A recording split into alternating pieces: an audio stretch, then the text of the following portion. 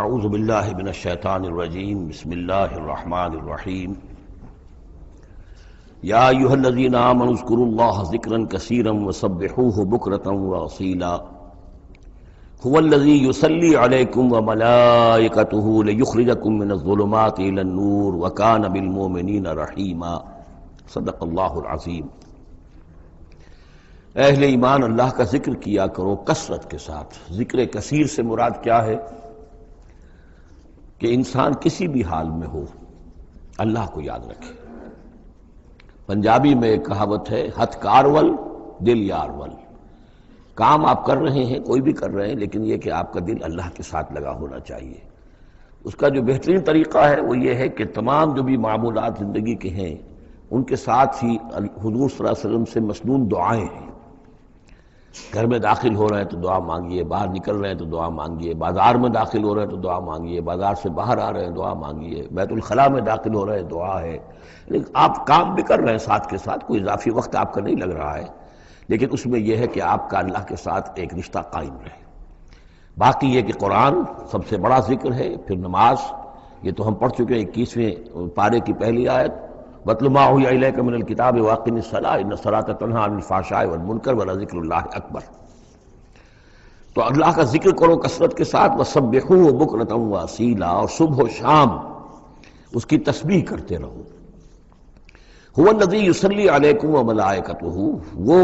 تم پر اپنی رحمتیں بھیجتا رہتا ہے، اپنی عنایتیں اور شفقتیں نازل فرماتا رہتا ہے۔ نہ صرف وہ خود بلکہ اس کے ملائکہ بھی۔ اب یہ دیکھیے وہی لفظ ہے کہ جو حضور کے بارے میں آیا ہے، ان اللہ وملائکتہ یصلون علی النبی، یقیناً اللہ اور اس کے فرشتے نبی پر رحمتیں بھیجتے ہیں۔ لیکن یہ فرمایا جا رہا کہ ایک عام اہل ایمان کو بھی حصہ ملتا ہے اس میں سے، اللہ کی عنایتیں ہیں، اللہ کی رحمتیں ہیں۔ وہی لفظ استعمال ہو رہا ہے اہل ایمان کے لیے۔ هو الذی یصلی علیکم وملائکتہ لیخرجکم من الظلمات الی النور، وہ اپنی رحمتیں اور عنایتیں نازل فرماتا رہتا ہے، وہ بھی اور اس کے فرشتے بھی، تاکہ نکالیں تمہیں اندھیروں سے روشنی کی طرف۔ وَكَانَ بِالْمُؤْمِنِينَ رَحِيمًا، اور یقیناً اللہ تعالیٰ کے اہل ایمان کے حق میں وہ بہت رحیم ہے۔ تحیتہم یوم یلقونہ سلام، ان کی دعا جو ہے جس روز کہ وہ اللہ سے ملیں گے ہوگا سلام۔ وَأَعَدَّ لَهُمْ أَجْرًا قَرِيبًا، اور اللہ تعالیٰ نے ان کے لیے بہت باعزت اجر فراہم کیا ہوا ہے۔ یا ایھا النبی انا ارسلناک شاہدا ومبشرا ونذیرا وداعیا الی اللہ باذنہ وسراجا منیرا۔ اے نبی، اب یہاں نوٹ کیجئے، اے نبی، ہم نے بھیجا ہے آپ کو۔ یہ نبوت اور رسالت کا کے درمیان جو ربط و تعلق ہے وہ بھی یہاں پر واضح ہو جائے گا۔ جیسے جس کسی شخص نے CSP کا امتحان پاس کر لیا، اب اس کی اپوائنٹمنٹ ہوتی ہے کسی جگہ پر، جاؤ وہاں پر DC لگو یا وہاں کوئی اور عہدہ جو ہے، ایک ہے اپوائنٹمنٹ، ایک ہے کارڈر۔ نبوت کارڈر ہے، اس کارڈر میں جو آ گئے ہیں اب ان کو جن کو اللہ ان میں سے چاہتا ہے اپوائنٹ کرتا ہے کسی خاص قوم کی طرف، کسی خاص علاقے کی طرف، تو اس اپوائنٹمنٹ کے بعد وہ اب رسول ہے۔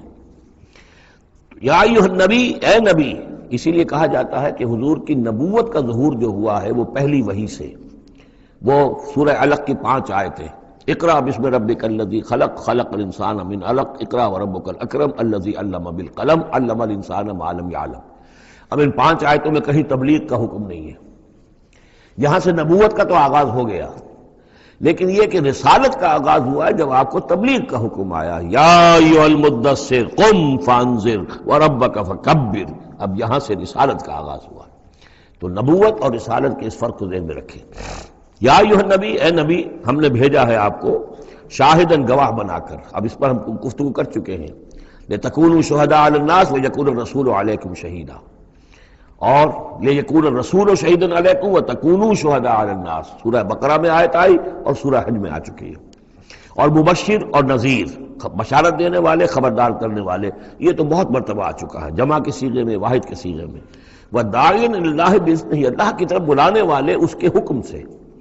یعنی ایک داعی اور بھی ہوتا ہے جو اللہ کا کوئی بندہ ہے، کوئی صوفیاء میں سے ہے، کوئی اللہ کا نیک آدمی، وہ بھی لوگوں کو بلا رہا ہے اللہ کے راستے کی طرف، لیکن نبی رسول کا کام یہ ہو جاتا ہے کہ وہ اس پر مامور ہے کہ وہ بلائے۔ اس میں زمین و آسمان کا فرق ہے کہ ایک ہے کہ حفظان صحت کے اصولوں پر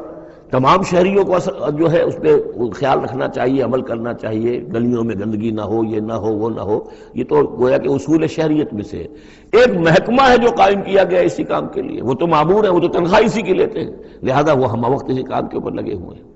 تو اسی طریقے سے دفاع وطن ہے، ویسے تو ہر شہری کا فرض ہے کہ اس کے لیے اپنے آپ کو ہر وقت تیار رکھے، لیکن ایک فوج آپ نے تیار کی ہوئی ہے جو اسی کام کے لیے۔ تو رسول تو گویا کہ وہ پھر داعی اللہ باذن ہی، اللہ کے حکم سے معمور من اللہ ہو کر پھر وہ جو ہے دعوت دیتا ہے۔ وسراجا منیرا، اور آپ کو ایک بہت روشن چراغ بنا دیا، چراغ ہدایت۔ وبشر المؤمنین بان لهم من اللہ فضل کبیرا، اور اہل ایمان کو آپ بشارت دے دیجئے کہ ان کے لیے اللہ کی طرف سے بہت بڑا فضل ہے۔ ولا تطع الکافرین والمنافقین ودع اذاہم، اور آپ ان کافروں اور منافقوں کی باتیں نہ مانیے، ان کی طرف دھیان بھی مت دیجیے۔ ودع اذاہم، اور وہ جو کچھ بھی اذیت آپ کو دینا چاہ رہے ہیں، تکلیف پہنچا رہے ہیں، کوفت پہنچا رہے ہیں، دفع کیجیے ان کی ایذاؤں کو۔ وتوکل علی اللہ، اللہ تعالیٰ پر توکل کیجیے۔ وکفیٰ باللہ وکیلا، اللہ کافی ہے آپ کے لیے سہارا، اور آپ کی مدد کرنے کے لیے اللہ کافی ہے۔ یہ کچھ نہیں بگاڑ سکیں گے، جو چاہیں سکینڈلز اٹھا لیں، جو چاہیں آپ کے خلاف سازشیں کر لیں، آپ کا بال بیکا نہیں کر سکیں گے۔ یا ایھا الذین آمنوا اذا نکحتم المؤمنات ثم طلقتموہن من قبل ان تمسوہن، اب ایک حکم یہاں پر طلاق کے ضمن میں بھی آ رہا ہے۔ پہلے آ چکا ہے کہ اگر نکاح ہو چکا ہے کسی سے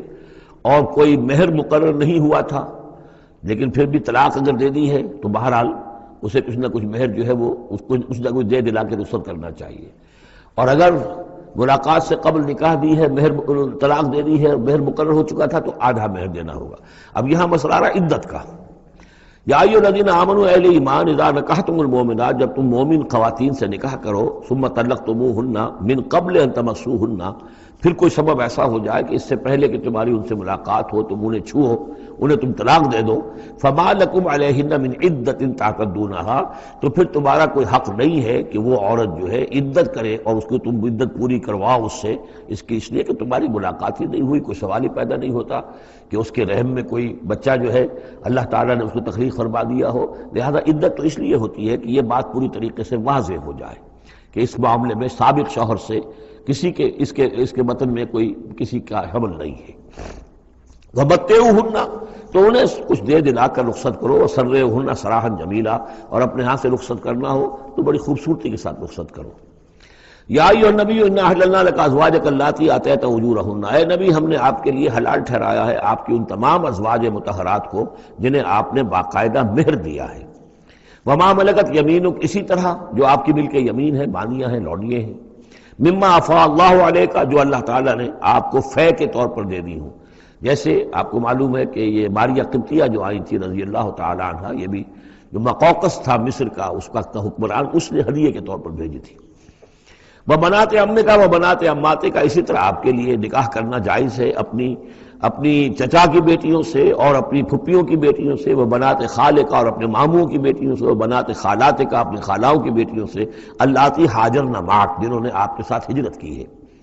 وامرأۃ مومنۃ، اسی طرح ایک مومن عورت، وہ بھی آپ کے لیے حلال ہے کہ آپ اس سے نکاح کریں، ان وہبت نفسہا للنبی، اگر وہ ہبہ کر دیتی ہے اپنا نفس نبی کو، یعنی وہ مہر بھی نہیں مانگتی، وہ کہتی کہ میں اپنے آپ کو ہبہ کر رہی ہوں۔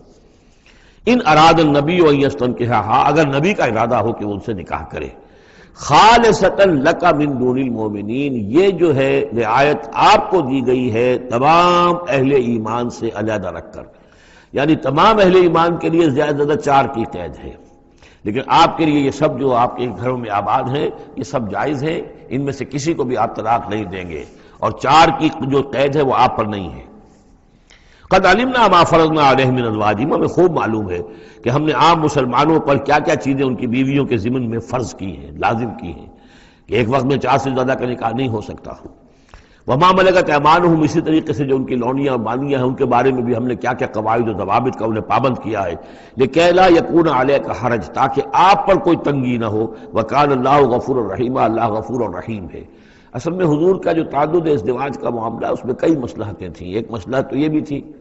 مثلا یہ کہ حضرت عائشہ صدیقہ رضی اللہ تعالیٰ عنہ سے نکاح کی تو مسئلہ سب سے بڑی یہ سامنے آتی ہے کہ ان کا وہ بیوہ ہو گئی ہیں جبکہ ابھی جوان تھی، وہ 18 برس کی عمر تھی جبکہ بیوہ ہو گئی ہیں، لیکن انہیں پھر طویل وقت ملا ہے، وہ معلمہ امت بن گئی ہیں۔ خواتین کے لیے تو وہی معلمہ ہے۔ جو بھی زن و شو کے تعلقات ہوتے ہیں اس میں خواتین آ کر مسئلہ پوچھتی تھی تو ام المومنین صدیقہ رضی اللہ تعالیٰ عنہ بتاتی تھی۔ تو طویل امت، اس لیے کہ امت کے لیے تعلیم کا کوئی اور نظام تو نہیں تھا۔ اسی طرح عرب کا جو معاشرہ تھا، قبائلی معاشرہ تھا، اس میں یہ ہوتا تھا کہ کوئی بڑی شخصیت جو ہے اس کے دوسرے جو قبائل ہیں ان کے سرداروں وغیرہ سے کوئی رشتہ داری اگر ہو جائے تو اس سے بھی ایک تقویت حاصل ہوتی تھی اس نظام کو۔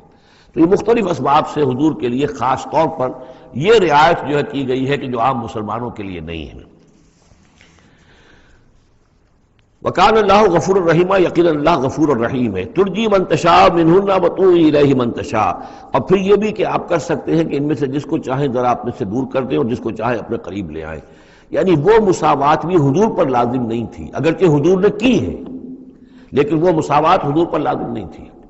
اس لیے کہ آپ کو یہ اجازت دی گئی تھی کہ اگر اپنی ازواج مطہرات میں سے کسی کو ذرا فاصلے پر کر دیں، ذرا اس سے اپنا وقت وغیرہ دینا کم کر دیں تو کوئی حرج نہیں تھا، آپ پر کوئی اس کی ملامت نہیں تھی اللہ کی طرف سے۔ کسی کو زیادہ آپ اپنے پاس رکھیں یا زیادہ اس کے پاس ٹھہرے تو اس میں بھی کوئی پابندی آپ پر نہیں تھی۔ صاف اجازت دی گئی ہے، ترجی من تشاء، جو دور ذرا کر دے اپنے سے جس کو چاہے، وتؤوی الیک من تشاء، اور جس کو چاہے اپنے پاس قریب کر لو، ومن ابتغیت ممن عزلت، اور جسے آپ نے کہیں ذرا سا اپنے سے پرے کر دیا ہو اگر انہیں دوبارہ قریب اپنے لانا چاہو فلا جناح علیک، تو اس میں بھی آپ پر کوئی حرج نہیں ہے۔ ذالک ادنی ان تقر اعینہن، یہ زیادہ قریب تر ہے اس سے کہ ان کی آنکھیں بھی ٹھنڈی رہیں، ولا یحزن، اور وہ رنجیدہ نہ ہو، یعنی ایسا نہ ہو کہ کسی اپنی زوجہ محترمہ سے آپ ذرا زیادہ دیر کے لیے جو ہے وہ دور رہیں، ایسا بھی نہیں ہونا چاہیے، ان کی بھی آنکھوں کی ٹھنڈک رہنی چاہیے۔ وَيَرْضَيْنَ بِمَا آتَيْتَهُنَّ كُلَّهُنَّ، اور تاکہ وہ سب کی سب راضی رہیں ان چیزوں سے جو آپ انہیں دیتے ہیں۔ حضور کا معاملہ یہ تھا کہ آپ نے کامل مساوات برتی ہے، ناپ تول کے ساتھ، نان نفقہ سب کا برابر، وقت اپنا سب کے ساتھ برابر، باریاں مقرر ہیں اور باریوں پہ ہی آپ سب شب باشی فرماتے تھے، آج ان کے پاس ہیں، کل ان کے پاس ہیں، پرسوں ان کے پاس ہیں۔ ایک وقت آپ نے رکھا تھا جب مدینے میں آپ ہوتے تھے تو عصر اور مغرب کے درمیان چند منٹ کے لیے، 5 7 منٹ کے لیے آپ سب کے ہاں ہو آتے تھے تاکہ سب سے اس روز کی ملاقات ہو جائے۔ باقی یہ ہے کہ شام کو شب باشی، ظاہر بات ہے رات کو کہ ایک کے ہاں ہوتی تھی، اور ہر چیز کے اندر جو ہے حضور نے صلی اللہ علیہ وسلم پوری مساوات کی ہے۔ اور اس پر بھی آپ کہتے تھے اللہم ھذا قسمی فیما املک، اے اللہ جو چیزیں میرے اختیار میں ہیں، جن میں ناپ تول ہو سکتا ہے اس میں تو میں نے برابر کی تقسیم کر دی ہے، فلا تلمنی فیما تملک ولا املک، تو اللہ مجھے اس پر ملامت نہ ہو کہ جو میرے اختیار میں نہیں بلکہ تیرے اختیار میں، یعنی میرا دلی رجحان اگر ان میں سے کسی ایک طرف زیادہ ہے تو ظاہر بات ہے انسان کو اس کے اوپر اختیار نہیں ہے، اور یہ سورہ نساء میں آ بھی چکا ہے کہ یہ معاملہ تو تم چاہو بھی تو اس میں تمہارے لیے ممکن ہی نہیں ہے کہ اس قلبی رجحان کو بھی برابر تقسیم کر سکو، یہ تمہارے اختیار میں نہیں ہے، تو ظاہر بات ہے اس کے اوپر اللہ تعالیٰ کی طرف سے بات کچھ بھی نہیں ہے۔ واللہ یعلم ما فی قلوبکم، اللہ جانتا ہے جو کچھ کہ تمہارے دلوں میں ہے، وکان اللہ علیما حکیما، اللہ علیم اور حکیم ہے۔ لا یحل لک النساء من بعد، لیکن اب اس کے بعد جتنے بھی نکاح آپ کر چکے ہیں اب آپ کے لیے کوئی اور نکاح کرنا جائز نہیں ہے۔ یہ صورتحال بس اب فل سٹاپ لگ گیا ہے،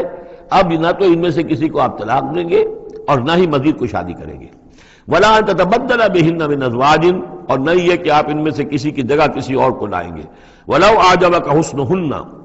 خواہ آپ کو وہ بہت پسند بھی آئی ہو، اگر کسی خاتون کی طرف آپ کی رغبت ہو بھی گئی ہو بربنائے طبع بشری، تو اب آپ کو مزید نکاح کی اجازت نہیں ہے۔ دیکھیے قرآن مجید صاف صاف بات کرتا ہے، خود حضور نے صاف بات کی ہے، مجھے تمہاری اس دنیا سے 2 ہی چیزیں پسند ہیں یا شاید 3 چیزیں پسند ہیں، ایک تو یہ کہ خوشبو پسند ہے، ایک عورتیں مجھے پسند۔ تو جو آپ نے اس میں قطعاً کوئی آپ نے جھجک نہیں رکھی کہ جو باتیں ہیں، جو بھی فطرت ہے انسان کی اور جو بھی اللہ تعالیٰ نے بنائی ہے اس کے مطابق، تو آپ نے فرمایا کہ مجھے تو دلچسپی ہے، کوئی شک نہیں۔ وَلَوْ أَعْجَبَكَ حُسْنُهُنَّ، اگرچہ کوئی آپ کو زیادہ ہی پسند آ جائے لیکن یہ کہ اب آپ کو اجازت نہیں ہے نکاح کی، إِلَّا مَا مَلَكَتْ يَمِينُكَ، سوائے اس کے کہ جو آپ کی باندھی ہو، کوئی لوڈی ہو، کسی جنگ میں اگر وہ معاملہ ہو جاتا ہے تو اس کا معاملہ علیحدہ ہے، یہ نکاح کا معاملہ ہے۔ حضور کے ہاں 2 لونڈیاں ہیں، ماریہ قبطیہ اور ایک حضرت ریحانہ رضی اللہ تعالیٰ عنہما۔ وَكَانَ اللَّهُ عَلَىٰ كُلِّ شَيْءٍ رَقِيبًا، اللہ تعالیٰ ہر چیز پر نگران ہے، ہر چیز کا پہرا دے رہا ہے۔ یا ایھا الذین آمنوا لا تدخلوا بیوت النبی الا ان یؤذن لکم، اب دیکھیے جو ہم سورہ نور میں پڑھ آئے ہیں کہ اے مسلمانوں تم کسی گھر کے اندر داخل نہ ہو جب تک کہ تمہیں حتیٰ تستانسوا ویؤذن لکم، اور اجازت نہ تمہیں مل جائے اور تم ان سے جو ہے پہلے بات چیت کرو، اذن لے کر داخل ہو۔ یہ سورہ نور میں آیت نمبر 27 اور 28، حتیٰ تستانسوا، اور 28 میں آیا یؤذن لکم۔ لیکن یہ اس سے پہلے حکم آ رہا ہے، یہ حکم بھی سب سے پہلے نبی کے گھر کے بارے میں آیا، جیسا کہ میں بتا چکا ہوں، یہ سن 5 کا نزول ہے، وہ سن 6 کا نزول ہے، پھر اس کو ایکسٹینڈ کیا ہے تمام مسلمانوں پر۔ یا ایھا الذین آمنوا، اہل ایمان مت داخل ہو جایا کرو نبی کے گھروں میں، الا ان یؤذن لکم، الا یہ کہ تمہیں اجازت دی جائے، الی طعام غیر ناظرین اناہ، کھانے کے لیے اگر تمہیں بلایا جائے تو ایسا نہ ہو کہ پہلے ہی جا کے دھرنا مار کر بیٹھ جاؤ کہ کھانا تیار ہو رہا ہے تو بیٹھے ہوئے وہاں۔ ولیکن اذا دعیتم فادخلوا، جب تمہیں بلایا جائے تب داخل ہو، فاذا طعمتم فانتشروا، جب کھانا کھا لو تو پھر وہاں سے منتشر ہو جاؤ، چلے جاؤ۔ ولا مستانسین لحدیث، اور وہاں بیٹھ نہ رہو وہ ڈیرا جما کر کے اب حضور کی باتیں سنیں گے، کچھ گفتگو ہوگی تو بیٹھے رہیں۔ ان ذالکم کان یؤذی النبی، یہ چیز نبی کے لیے ایذا کی باعث تھی، انہیں تکلیف پہنچا رہی تھی۔ وہی جو پرائیویسی ہے گھر کی، اب اس میں یہ ہے کہ کوئی آ گیا ہے اور دھرنا مار کے بیٹھا ہوا ہے، اور حضور کی مروت ہے، حضور شرافت کی وجہ سے کچھ کہہ بھی نہیں سکتے ہیں، اور ظاہر بات ہے وہ کوئی ایک ایک کنال کے اور ایک ایک ایکڑ کے گھر تو تھے نہیں، وہ چھوٹا سا کوئی ایک حجرہ ہے۔ اب اسی میں بعض اوقات ایسا ہوتا تھا کہ حضرت عائشہ کے حجرے میں کوئی شخص آ گیا ملنے کے لیے، اس نے اذن چاہا تو حضور نے بلا لیا، تو حضرت عائشہ ذرا پیٹھ موڑ کر بیٹھ گئی، اپنی کمر ادھر کر دی، کوئی چادر اوپر لے لی، اور کہاں جگہ تھی وہاں پر، وہیں پر آ کر وہ شخص آ کے اپنی بات کرتا تھا، پھر چلا جاتا تھا۔ تو فرمایا کہ یہ چیزیں جو ہے یہ یقیناً تکلیف باعث بن رہی تھی۔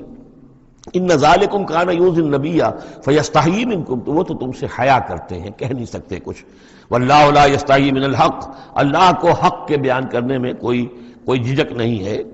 وَإِذَا سَأَلْتُمُوهُنَّ مَتَاعًا فَاسْأَلُوهُنَّ مِنْ وَرَاءِ حِجَاب، اب یہ پہلی مرتبہ لفظ حجاب آیا ہے قرآن میں۔ جب تمہیں نبی کی بیویوں سے کوئی چیز مانگنی ہو تو پردے کی اوٹ سے مانگو۔ یہ گویا کہ اس پردے اور حجاب کے لیے پہلا حکم آیا ہے کہ دروازوں کے اوپر پردے ڈال دیے جائیں، اور یہ کہ پردے کے پیچھے سے رو در رو ہو کر نہیں، ایک دوسرے کے آمنے سامنے ہو کر نہیں، پردے کے پیچھے سے مانگو۔ یہاں سے حجاب کا سلسلہ اب شروع ہوا۔ ذالک اطہر لقلوبکم وقلوبہن، یہی زیادہ پاکیزہ طرز عمل ہے تمہارے دلوں کے لیے بھی، ان کے دلوں کے لیے بھی۔ ظاہر بات ہے کہ مرد اور عورت کے درمیان جو بھی اللہ تعالیٰ نے رکھی ہے، کشش رکھی ہے، اب ان چیزوں میں بہتر یہی ہے کہ نگاہ ایک دوسرے پر نہ پڑے۔ وما کان لکم ان تؤذوا رسول اللہ، اور تمہارے لیے یہ بالکل جائز نہیں ہے کہ تم اللہ کے رسول کو ایذا پہنچاؤ۔ اصل میں اس مسئلے میں ایک بات اور بھی سمجھ لیجئے، حضور کے ساتھ معاملہ خاص بھی تھا۔ ایک تو یہ کہ یہ تمام اصلاحات ہیں جو تمام مسلمان معاشرے کے لیے ہیں، لیکن یہ کہ اس کے لیے چیریٹی بگنز ایٹ ہوم، پہلا کام جو شروع کیا گیا ہے وہ محمد رسول اللہ کے گھر سے۔ لیکن ایک دوسرا مسئلہ بھی ہے کہ جو منافق تھے اور ان میں سے جو شریر تھے، وہ طاق میں رہتے تھے کہ کوئی سکینڈل اٹھائیں حضور صلی اللہ علیہ وسلم کے گھر کے بارے میں۔ اب ظاہر بات ہے کہ حضور کے یہاں اتنی ازواج مطہرات تھیں، جب بعض میں آپ سوچئے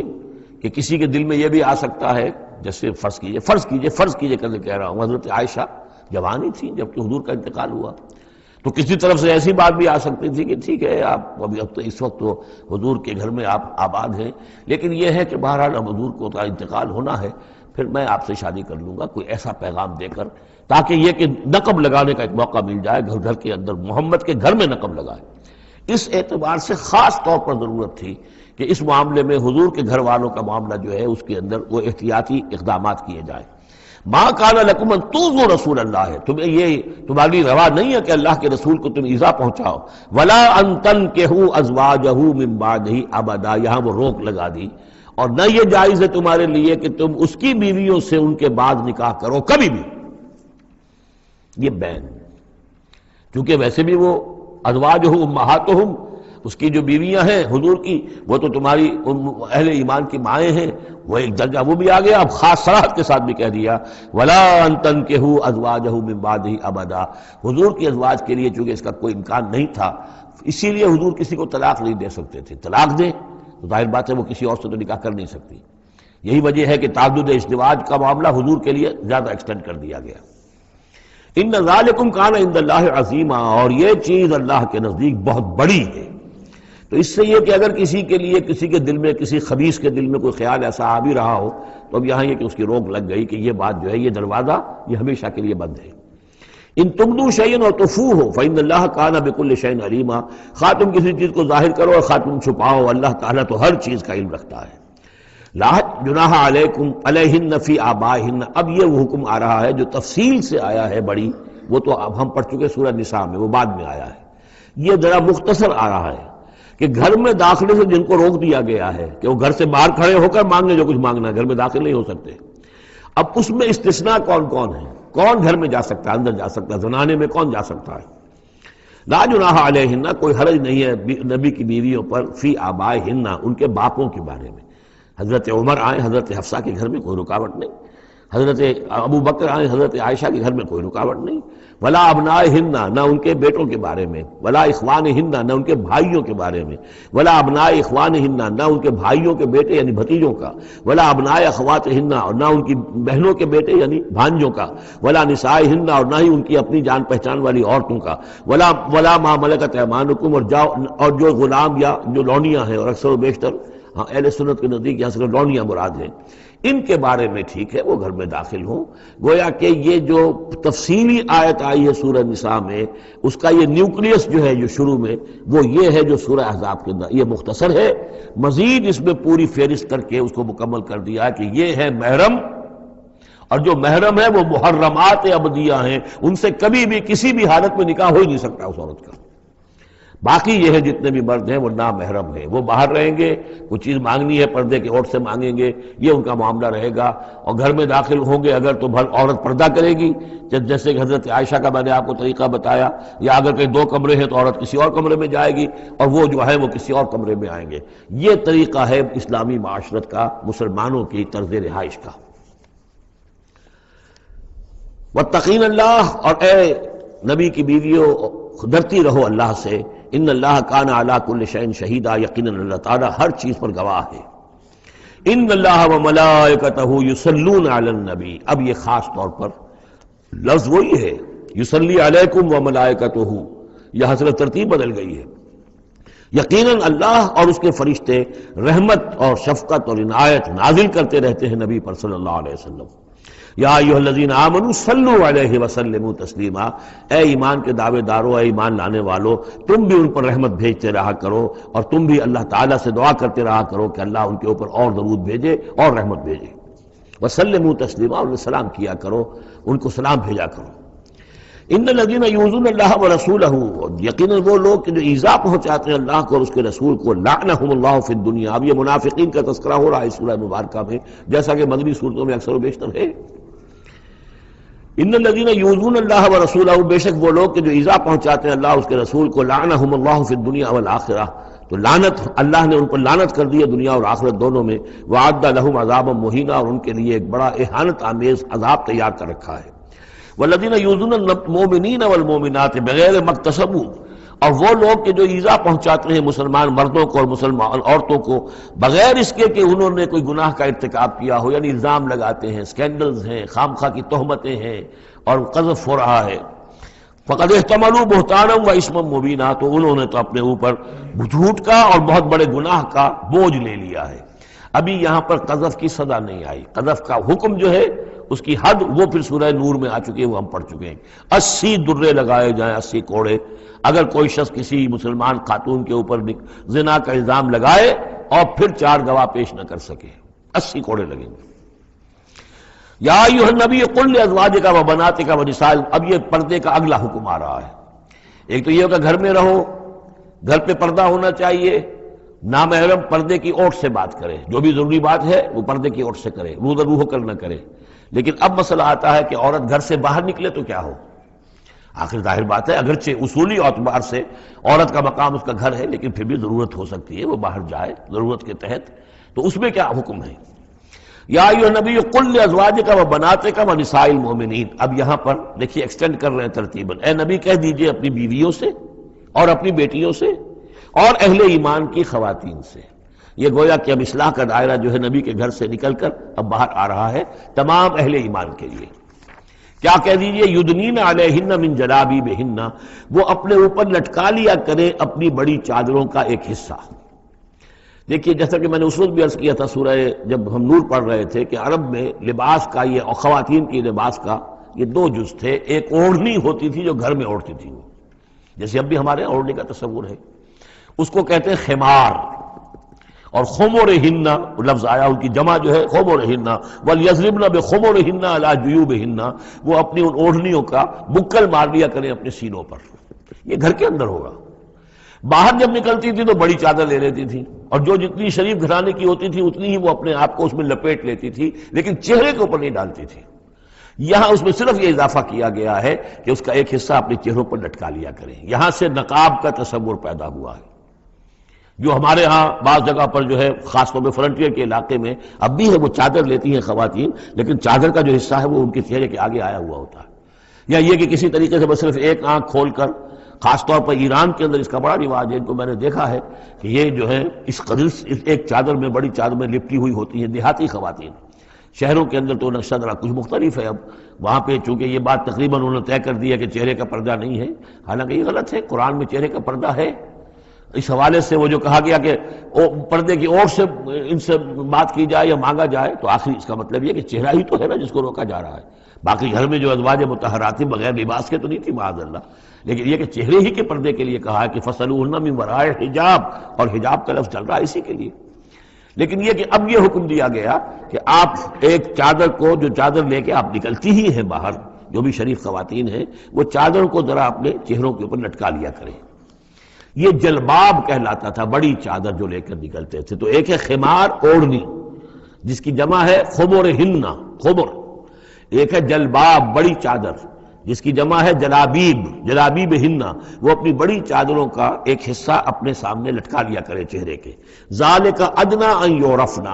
یہ بہتر ہے اور نزدیک تر ہے اس سے کہ ان کو پہچان لیا جائے کہ یہ شریف گھرانے کی خواتین ہیں. کیونکہ وہاں لونڈیاں مانیاں جو ہوتی تھی ان کے ہاں وہ رواج نہیں تھا. ابھی یہ جو گھر کی خاندانی خواتین ہیں ان کے ساتھ یہ بات شروع کی جا رہی ہے. فلا یؤذین، تو انہیں کوئی ایذا نہ پہنچائی جائے. وکان اللہ غفور الرحیم، اور یقینا اللہ غفور الرحیم ہے. لئن لم ينتهِ المنافقون، اگر یہ منافق باز نہ آئے، والذین فی قلوبہم مرض، اور وہ جن کے دلوں میں روگ ہے، والمرجفون فی المدینہ، اور وہ لوگ کہ جو سنسنی پیدا کرتے ہیں مدینے کے اندر، ایسی خبریں اسکینڈلائز کر کے اور سنسنی پیدا کرتے ہیں کہ یہ بات ہو گئی، فلاں نے یہ کہہ دیا، فلاں نے یہ تہمت لگا دی. لنغرینک، اگر یہ باز نہ آئے تو اے نبی پھر ہم آپ کو اکسا دیں گے، آپ کو اجازت دے دیں گے کہ آپ ان کے خلاف کوئی اقدام کریں. لنغرینک بہم، ہم ان کے اوپر حملہ کرنے کی اور ان کو سزا دینے کے لیے آپ کو کھلی چھوٹ دے دیں گے. ثم لا یجاورونک فیہا الا قلیلا، پھر یہ شہر مدینہ کے اندر آپ کے پڑوسی بن کر نہیں رہ سکیں گے مگر یہ تھوڑا سا وقت جو یہ گزار رہے ہیں. ملعونین، ان پر پھٹکار ہے.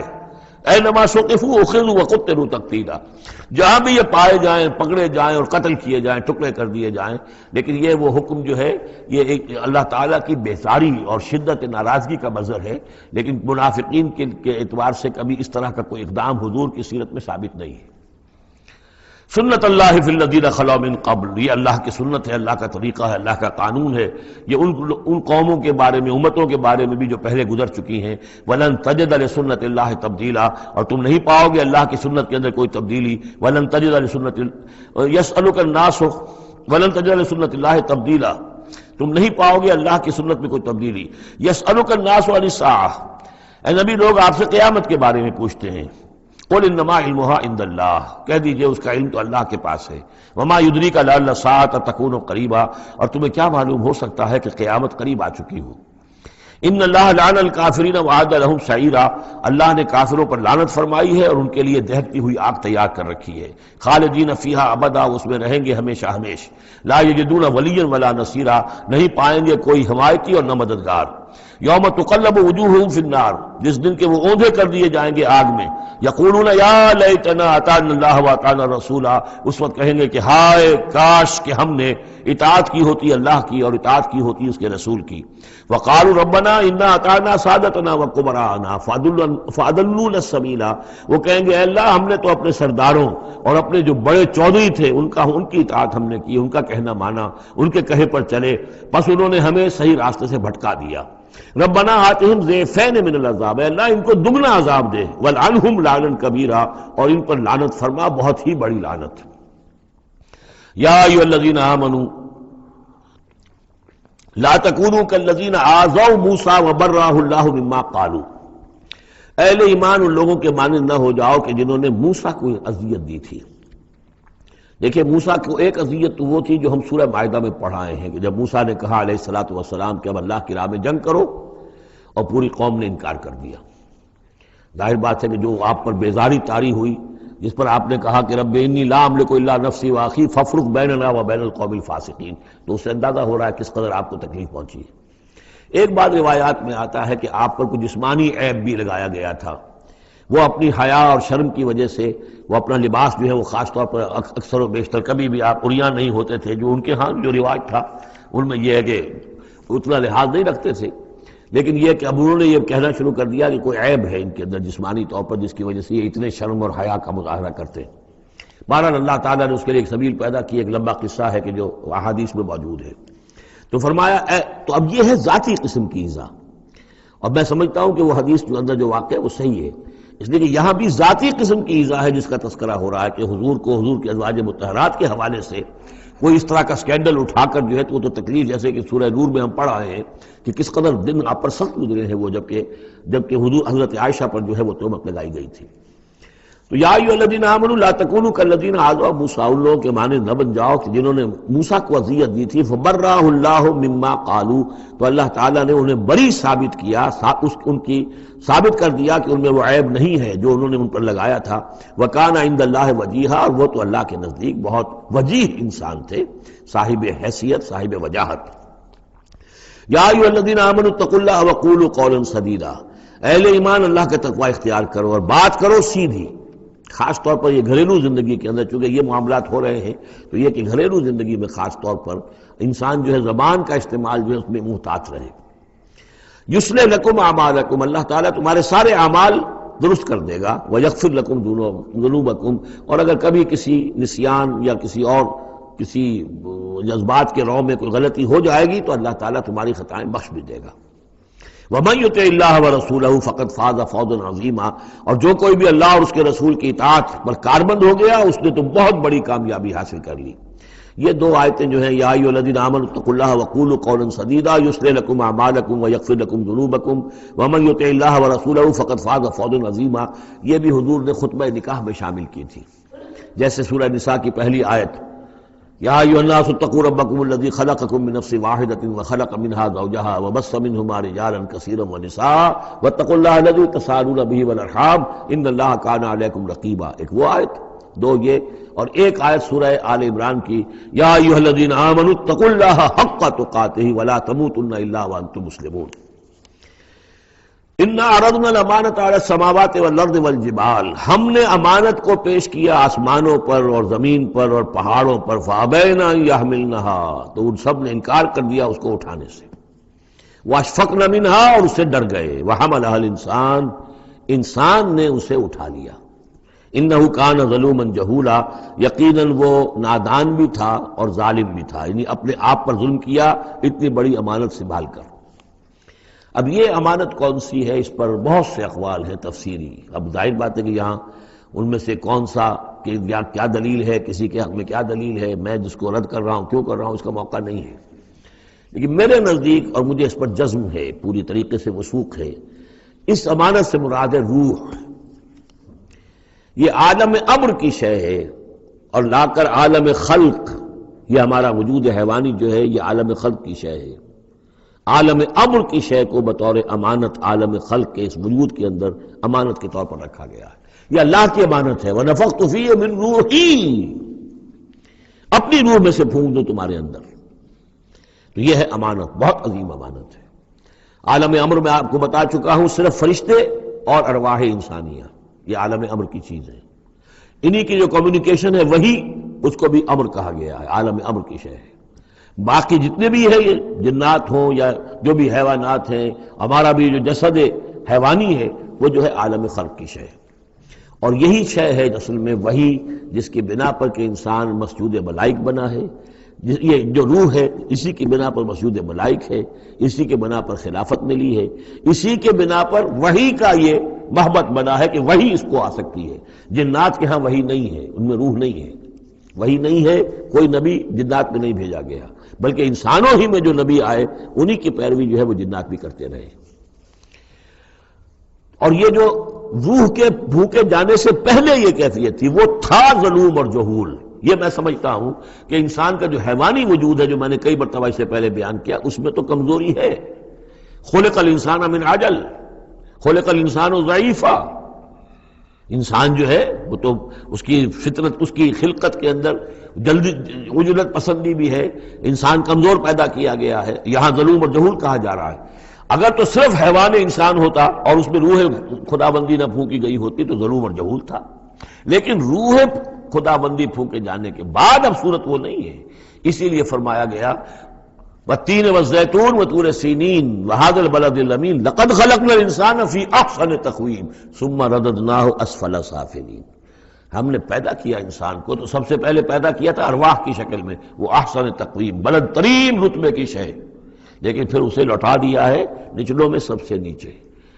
یعنی جنات سے بھی نیچے چلا گیا انسان۔ کیوں چلا گیا؟ کہ اس کا یہ جسد حیوانی جو ہے ان سے کمتر ہے، اس میں یہ ڈال دی گئی روح۔ تو یہ ہے وہ امانت میرے نزدیک، واللہ عالم۔ لِيُعَذِّبَ اللَّهُ الْمُنَافِقِينَ وَالْمُنَافِقَاتِ، اس امانت ہی کا اب یہ ظہور ہوگا۔ اس کا نتیجہ کیا نکلے گا؟ جو اس امانت کا حق ادا کرے گا اس کے لیے اللہ تعالیٰ کے لیے روح و ریحان و جنت نعیم۔ جو اس امانت میں خیانت کرے گا، اس کا حق ادا نہیں کرے گا، وہ حیوانی بن کر رہ جائے گا، حیوانی خواہشات اور حیوانی ہی داعیات ہی کا تابع فرمان بن کر رہ جائے گا۔ اس نے گویا کہ خیانت کی اس امانت میں، اس کے لیے لِيُعَذِّبَ اللَّهُ الْمُنَافِقِينَ وَالْمُنَافِقَاتِ وَالْمُشْرِكِينَ وَالْمُشْرِكَاتِ، تاکہ نتیجہ یہ نکلے کہ اللہ عذاب دے منافق مردوں کو، منافق عورتوں کو، اور مشرک مردوں کو اور مشرک عورتوں کو۔ وَيَتُوبَ اللَّهُ عَلَى الْمُؤْمِنِينَ وَالْمُؤْمِنَاتِ، اور اللہ تعالیٰ عنایت فرمائے اور معاف کرے اور توبہ قبول کرے اور توبہ کی توفیق دے اہل ایمان مردوں کو بھی، اہل ایمان عورتوں کو بھی۔ وَكَانَ اللَّهُ غَفُورًا رَحِيمًا، یقیناً اللہ تعالیٰ غفور اور رحیم ہے۔ یہ جو چوتھا گروپ تھا مکی اور مدنی صورتوں کا وہ یہاں ختم ہوا، 8 مکیات اور 1 مدنی صورت۔ اب 5واں گروپ شروع ہو رہا ہے، اس میں 13 ہیں مکی صورتیں اور پھر 3 آئیں گی مدنی صورتیں۔ لیکن یہ جان لیجئے کہ اب جو مدنی صورتیں آئیں گی وہ چھوٹی چھوٹی ہیں، زیادہ زیادہ 4 رکوع، اکثر و بیشتر 2 رکوع۔ یہ جو بڑی مکیات تھی وہ تقریباً مدنیات جو ہیں وہ ختم ہو چکی ہیں۔ سورہ بقرہ، سورہ آل عمران، سورہ انفال۔ ترتیب کیا ہے؟ پہلے سورہ بقرہ ہے، پھر سورہ انفال ہے، پھر سورہ آل عمران ہے، پھر سورہ نساء ہے، پھر سورہ نور ہے، پھر سورہ احزاب ہے، پھر سورہ نور ہے، پھر سورہ مائدہ ہے۔ یہ ہے طویل، جو سائزیبل اور طویل مدنیات ہیں۔ باقی چھوٹی جو ہے وہ ان کے بین بین ان کے درمیان آتی نہیں ہے۔ جیسے سورہ صف جو ہے وہ بھی سورہ احزاب کے ساتھ ہی متصل نازل ہوئی ہے۔ سورہ محمد ہے وہ بھی سورہ بقرہ کے ساتھ متصل نازل ہوئی ہے، وہ بھی غزوہ بدر سے پہلے پہلے نازل ہوئی ہے۔ تو چھوٹی صورتوں کا معاملہ جو ہے وہ علیحدہ ہو جائے گا، لیکن یہ کہ عام بڑی صورتوں کی ترتیب یہ ہے: البقرہ اور پھر انفال، پھر آل عمران، پھر نساء، پھر یہ جو ہم نے ابھی ختم کی احزاب، اور پھر نور، اور پھر مائدہ۔ سورۃ سبا، بسم اللہ الرحمن الرحیم۔ اب نوٹ کر لیجئے یہ آخری مرتبہ 2 صورتیں قرآن میں آ رہی ہیں جو الحمدللہ سے شروع ہو رہی ہیں، تقریباً 7 8 پاروں کے فصل سے۔ سورہ فاتحہ الحمد سے شروع ہوئی، الحمدللہ رب العالمین الرحمن الرحیم۔ پھر سورہ انعام آئی تھی، وہ بھی الحمدللہ الذی خلق السماوات والارض وجعل الظلمات والنور۔ اس کے بعد پھر 15ویں پارے میں آئی سورہ کہف، الحمدللہ الذی انزل علی عبدہ الکتاب ولم یجعل لہ عوجا۔ اور اب پھر یہ 7 پاروں کے بعد 22ویں پارے میں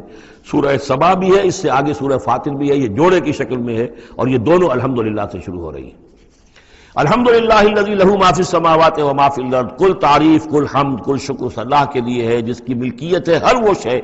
وہ سب کچھ جو آسمانوں میں ہے اور وہ سب کچھ جو زمین میں ہے۔ وَلَهُ الْحَمْدُ فِي الْآخِرَةِ، اور آخرت میں بھی اسی کے لیے حمد ہوگی۔ وَهُوَ الْحَكِيمُ الْخَبِيرُ، اور یقیناً وہ سب کچھ جاننے والا ہے، باخبر ہے اور کمال حکمت والا۔ اور آخرت میں جو میدان حشر میں حضور نے فرمایا لِوَاءُ الْحَمْدِ بِيَدِي، میرے ہاتھ میں حمد کا جھنڈا ہوگا۔ حضور کھڑے ہوں گے میدان حشر میں لِوَاءُ الْحَمْدِ، اب حمد کا جھنڈا لے کر۔ اور اس حمد کا خاص تعلق ہے اس آخری امت کے ساتھ۔ حضور کا نام بھی اسی سے ہے، محمد، احمد، حامد، یہ نام ہے حضور کے صلی اللہ علیہ وسلم۔ اور حمد جو ہے حمادون، یہ امت جو ہے حمادون ہے، یہ بہت حمد کرنے والے ہیں، اور قیامت کے دن میدان حشر کے اندر حمد کا جھنڈا حضور کے ہاتھ میں ہوگا، دست مبارک میں، اور حضور فرماتے ہیں اس روز جو میں اللہ کی حمد کروں گا وہ آج نہیں کر سکتا۔ یعلم ما یلج فی الارض وما یخرج منہا، وہ جانتا ہے جو کچھ زمین میں گھستا ہے، داخل ہوتا ہے، اور جو کچھ کہ اس سے نکلتا ہے۔ وما ینزل من السماء وما یعرج فیہا، اور جو کچھ کہ اترتا ہے آسمان سے نازل ہوتا ہے، اور جو کچھ کہ چڑھتا ہے اس میں۔ وہو الرحیم الغفور، اور وہ غفور ہے اور رحیم ہے۔ وقال الذین کفروا لا تأتینا الساعۃ، اور یہ کہتے ہیں کافر کہ کبھی یہ قیامت نہیں آئے گی، یا ساعہ جو ہے کبھی نہیں آئے گی۔ ساعہ اور قیامہ کا فرق میں بیان کر چکا ہوں، اور اس میں گویا کہ ابھی تک جو قریب ماضی قریب تک جو خیال رہا ہے سائنسدانوں کا کہ کائنات ابدی ہے، ہمیشہ رہے گی، اس کے ختم ہونے کا سوال ہی نہیں۔ اب یہ ہے کہ سائنس جو ہے فزکس کے میدان میں یہ بات مسلم ہو چکی ہے کہ یہ ابدی نہیں ہے،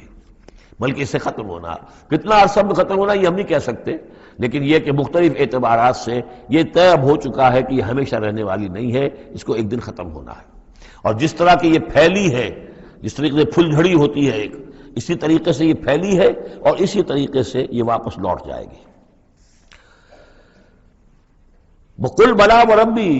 کہہ دیجئے کیوں نہیں، یقیناً مجھے میرے رب کی قسم ہے، لتاتینکم، وہ تم پر آ کر رہے گی، دھمک کر رہے گی، دھمکے گی تم پر۔ عالم الغیب، مجھے اپنے اس رب کی قسم ہے کہ جو تمام چھپی ہوئی چیزوں کا جاننے والا ہے۔ لا یعزب عنہ مثقال ذرۃ فی السماوات ولا فی الارض، اس سے غائب نہیں ہو سکتا کوئی ذرہ بھی، نہ آسمانوں میں اور نہ زمین میں۔ ولا اصغر من ذلک ولا اکبر، اور نہ کوئی شے جو اس سے چھوٹی ہو اور نہ وہ کہ اس سے بڑی ہو، الا فی کتاب مبین، مگر یہ کہ وہ کتاب مبین میں، روشن کتاب میں موجود ہے۔ لیجزی الذین آمنوا، یہ قیامت جو آئے گی کیوں آئے گی؟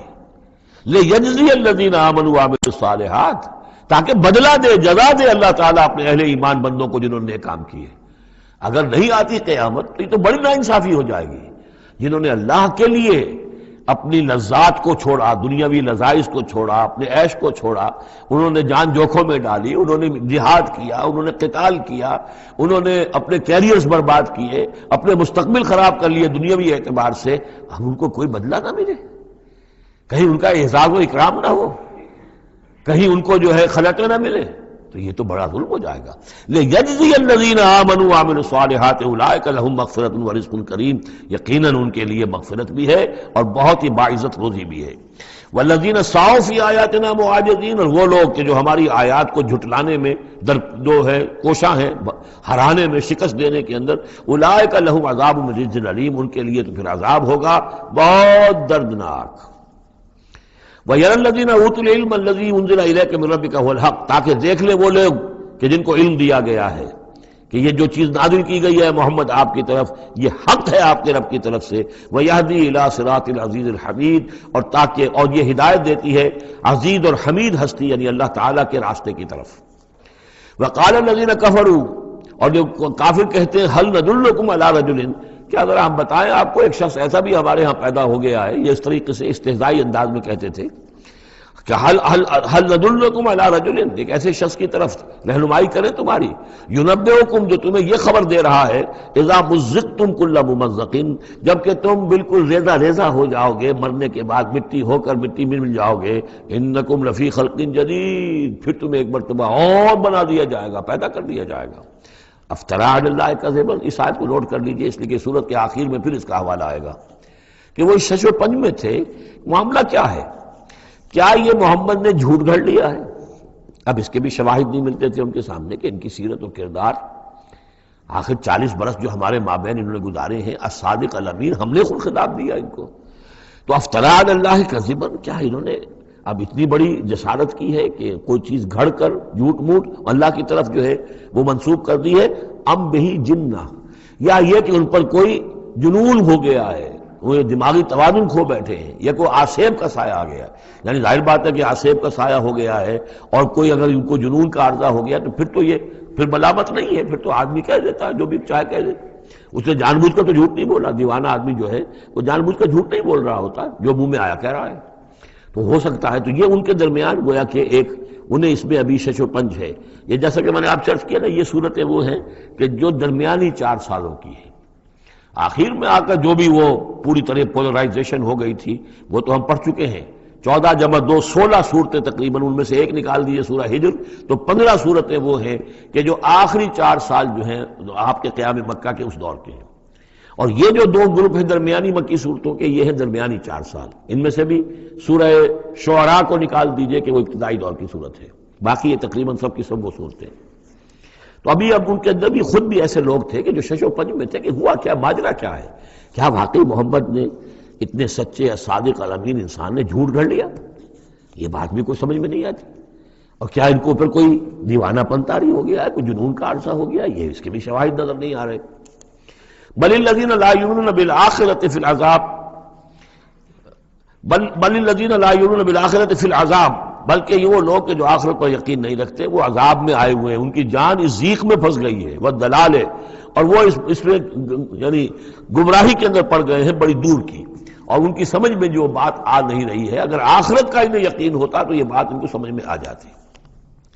افلم یروا الی ما بین ایدیہم وما خلفہم، تو کیا انہوں نے دیکھا نہیں جو کچھ ان کے سامنے ہے اور جو کچھ ان کے پیچھے ہے، من السماء والارض، آسمانوں اور زمین میں سے۔ سامنے کیا ہے؟ آپ کائنات کو دیکھتے ہیں، یہ سب آپ کے سامنے ہے۔ پیچھے کیا ہے؟ تاریخی شواہد جو ہیں وہ آپ کے پیچھے ہیں۔ تو یہ جو ایام اللہ کے ذریعے سے تذکیر ہوتی ہے یہ ہے پیچھے، اور جو آلاء اللہ سے جو تذکیر ہوتی ہے یہ ہے سامنے کی شے۔ تو انہوں نے کیا دیکھا نہیں؟ ان نشاء نخسف بہم الارض، اگر ہم چاہیں تو ان کو زمین میں دھسا دیں، اور نسقط علیہم کسفا من السماء، اور اگر ہم چاہیں تو ان پر آسمان کا کوئی ٹکڑا گرا دیں۔ ان فی ذلک لآیۃ لکل عبد منیب، یقیناً اس میں نشانی ہے ہر اس شخص کے لیے، ہر اس بندے کے لیے جو اللہ کی طرف رجوع کرے۔ وَلَقَدْ آتَيْنَا دَاوُودَ مِنَّا فَضْلًا، اور ہم نے داؤد کو، حضرت داؤد حضرت سلیمان دونوں کا ذکر آیا تھا اس سے پہلے سورہ نمل میں، لیکن وہاں حضرت داؤد کا ذکر بہت ہی مختصر پہلی آیت میں تھا، باقی سارا معاملہ پھر حضرت سلیمان کا تھا۔ لیکن یہاں اب ذرا حضرت داؤد علیہ السلام کی شخصیت کو زیادہ اور ان کا ایک واقعہ بیان کیا جا رہا ہے۔ وَلَقَدْ آتَيْنَا دَاوُودَ مِنَّا فَضْلًا، اور ہم نے داؤد کو اپنی طرف سے اپنے خاص خزانہ فضل سے بڑا فضل عطا کیا تھا۔ یا جبال اوبی معہ والطیر، اور ہم نے حکم دے دیا تھا پہاڑوں کو بھی اور پرندوں کو بھی کہ ان کے ساتھ آواز میں آواز ملا کر حمد کے ترانوں میں ان کے ساتھ شامل ہو جائیں۔ یہ تعویب کہتے ہیں ترجیح، لوٹانا۔ جیسے کہ کسی وقت کوئی گانا ہو رہا ہے تو گانے میں کوئی ایک بول ہوتا ہے جو بار بار آتا ہے، اور یہ کہ اس کو پھر بہت سے لوگ مل کر گاتے ہیں، کوئی ایک گانے والا ہے یا گانے والی ہے، عام گانا مین تو اس کا ہے، لیکن کوئی درمیان میں ایسی چیز آتی ہے کہ جس کو وہ سب کے سب مل کر آواز میں پھر اس کو دہراتے ہیں، یہ ہے تعویب۔ تو اللہ تعالیٰ نے حکم دے دیا تھا یا جبال ہو، اے پہاڑ، اور اوبی معہ، اس کے ساتھ تم اپنی آواز ملاؤ اور اس کے ساتھ اس ترانہ حمد میں شریک ہو جاؤ، والطیر، اور اے پرندو تم بھی، وَعَلَنَّا لَهُ الْحَدِيدَ، اور ہم نے اس کے لیے نرم کر دیا لوہے کو، ان اعمل سابغات، کہ اے داؤد ہم نے تمہیں یہ کام سکھا دیا ہے، لوہا اب تمہارے لیے آسان کر دیا، نرم کر دیا ہے، اب اس سے بناؤ زرہیں کشادہ، وقدر فی السرد، اور جو زرہ بنانے میں اب جوڑ بنانے پڑتے ہیں تو اس کے لیے یہ ہے کہ اس میں جوڑ کڑیاں ملاؤ بڑی حساب کے ساتھ، وقدر فی السرد وَعَمَلُوا صَالِحًا، اور نیک عمل کیا کرو، انی بما تعملون بصیر، یقیناً ہم جو کچھ تم کر رہے ہو اسے دیکھ رہے ہیں۔ وَلِسُلَيْمَانَ الرِّيحُ غُدُوُّهَا شَهْرٌ وَرَوَاحُهَا شَهْرٌ، اور ہم نے ریحا، وَلِسُلَيْمَانَ الرِّيحَ، اور ہم نے حکم دے دیا تھا ہوا کو اور مسخر کر دیا تھا سلیمان کے لیے کہ صبح کو وہ چلتی تھی تو 1 مہینے کی مسافت تک حضرت سلیمان کو لے جاتی تھی،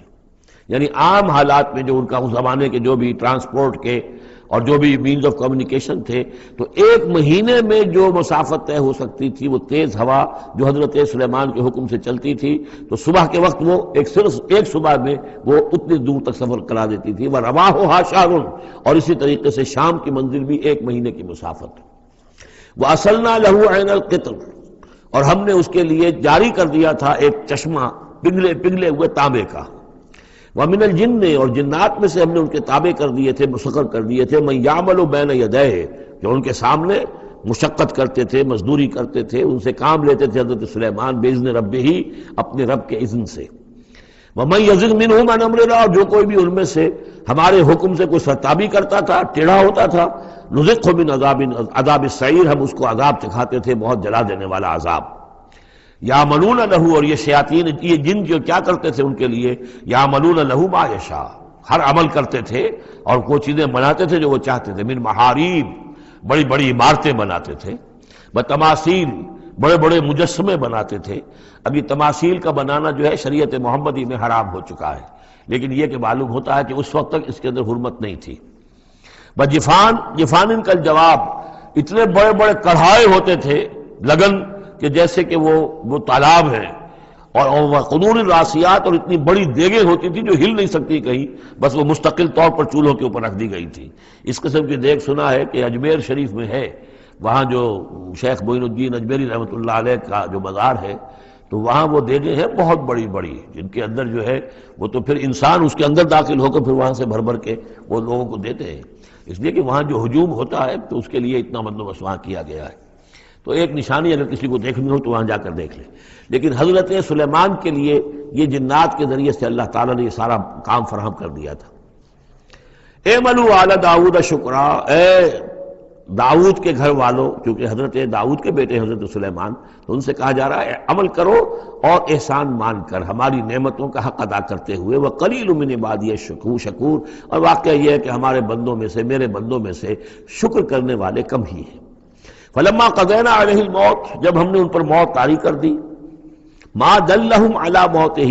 تو ان جنات کو اس کی موت کی خبر نہ ہو سکی، نہیں مطلع کیا اس کی موت پر جنات کو، الا دابۃ الارض، مگر یہ جو گھن ہے دیمک، اس نے، زمین کا کیڑا، تاکل من سأتہ، کہ وہ کھا گیا اس کو، اس کی وہ جو عصا تھا جس کو لے کر کے ٹیک لگا کر حضرت داؤد کھڑے تھے، وہ جان قبض ہو چکی ہے، انتقال کر گئے، لیکن وہ کھڑے رہے وہاں پر، اور جب وہ عصا جو ہے وہ دیمک چٹ کر گئی اور وہ عصا گرا، ٹوٹا، اور پھر حضرت جو